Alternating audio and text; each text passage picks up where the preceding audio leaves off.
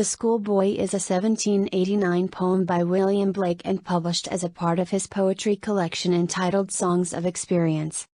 These poems were later added with Blake's Songs of Innocence to create the entire collection entitled Songs of Innocence and of Experience, showing the two contrary states of the human soul. This collection included poems such as The Tiger, The Little Boy Lost, Infant Joy and The Shepherd. These poems are illustrated with colorful artwork created by Blake first in 1789. The first printing in 1789 consisted of 16 copies.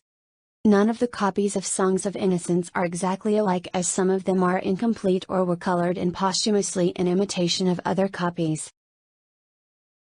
The Schoolboy is a poem written in the pastoral tradition that focuses on the downsides of formal learning. It considers how going to school on a summer day drives all joy away.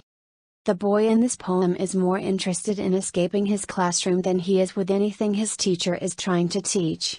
In lines 16 to 20, a child in school is compared to a bird in a cage. Meaning something that was born to be free and in nature, is instead trapped inside and made to be obedient. Stanza 1. I love to rise in a summer morning, when the birds sing on every tree. The distant huntsman winds his horn, and the skylark sings with me. Oh, what sweet company!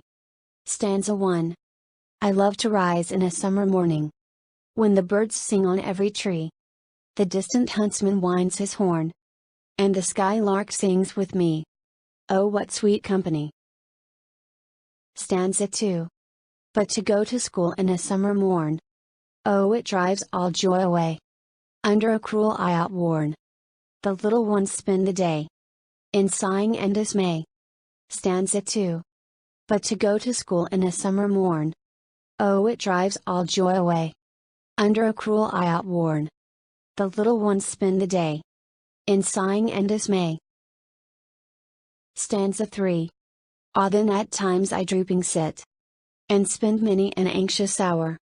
Nor in my book can I take delight, nor sit in learning's bower, worn through with dreary shower. Stanza 3. Ah, then at times I drooping sit, and spend many an anxious hour. Nor in my book can I take delight, nor sit in learning's bower, worn through with dreary shower. Stanza 4. How can the bird that is born for joy sit in a cage and sing?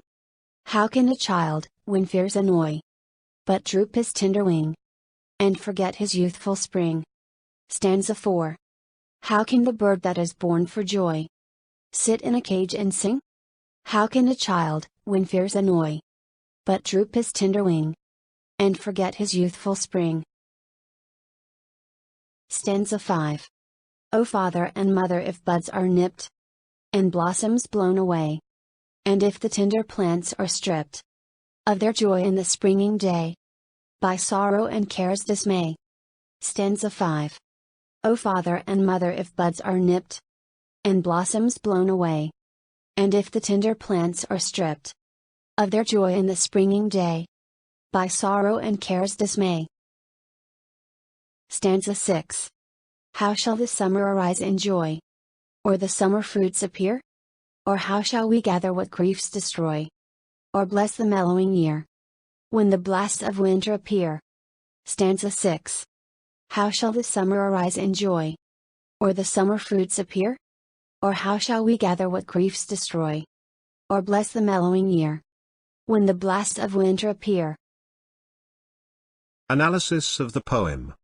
The first verse describes the delight of waking up to the birds singing, and what a marvelous way this is to start the day. The next verse, however, contrasts with verse 1 by describing how distraught the schoolboy is to be at school, and how the thought of this halts his happiness immediately. Verse 3 describes school, how when homeschooled you can sit happily and read. At school, there is no freedom, you will learn what you are told to learn, nothing more, nothing less.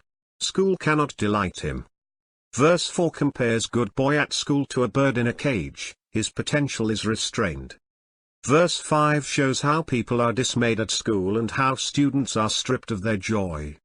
The final verse describes how school can never be fun, but it is like a cold winter's day blasting through the warm summer. In the last two verses Blake makes a heartfelt plea to parents using an extended metaphor of the natural cycles of life. In the world of nature, a bud grows into a flowering tree that will bear fruit as it matures. Blake references the seasons, describing how an autumn harvest of fruit sustains life through the harsh winter. In this way, he is illustrating how a happy childhood spent learning from the natural world will reap the benefits of a wise and fruitful old age. Sending children to school interferes with this natural cycle and results in a lifetime of unhappiness with no chance of cultivating wisdom. The illustration for this poem predominantly features elements of nature, which is reflected in the poem's content. At the bottom of the print, there are three human figures sitting down examining either the ground or something upon the ground. This indicates an interest in nature and of what it is compiled. Around the border of the print is a weaving of intertwined vines. Within these vines are foliage such as leaves and flowers, nature within nature. There is also a human figure perched near the base of the vines with her arms extended, reaching up into the climbing flora. Further, up the vines, there are two human figures sitting in the crook of two separate vines, each one is reading. This could indicate that the farther one travels into nature, the more one will learn. This, based on Blake's emphasis on a natural education. Also among the leaves and fruit of the vines, on the left of the print is a bird about to take flight. Both victory and liberty are associated with bird wings. Birds can also symbolize knowledge and nature. The presence of the bird further indicated the freedom and learning that can come from education from nature rather than the formal classroom. Arranged in 6 stanzas with 5 lines each, this poem follows a consistently patterned structure. It also contains a rhyme scheme of ABABB.